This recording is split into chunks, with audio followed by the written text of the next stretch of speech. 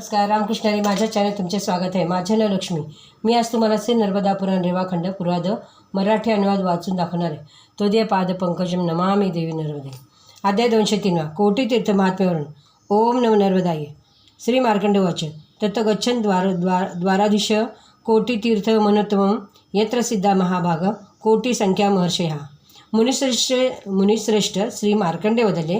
त्यानंतर अत्युत्तम कोटी तीर्थात जावे. तिथे कोट्यावधी महाभाग्यशाली महर्षींना सिद्धी प्राप्त झाली. तिथे ऋषींनी खूप तप करून शंकराची आणि महिषासूर मर्दन करणाऱ्या कोटीश्वर देवी चामुंडाची स्थापना केली. राजा भाद्रपद महिन्याच्या कृष्ण पक्षातील चतुर्दशीला मुनींनी करोडो तीर्थांना आवाहन करून श्री शंकराची स्थापना केली. त्या तिथीला हस्त नक्षत्र असल्यास ते सर्व पाप विनाशक आहे. त्यावेळी तिथे जाऊन मनपूर्वक स्नान करून पितरांना तीळ मिश्रित जलदान करणाऱ्यांच्या 21 पिढ्यांचा नरकातून उद्धार होतो. तेव्हा श्राद्ध करण्याला तर अजून उत्तम फल प्राप्त होते.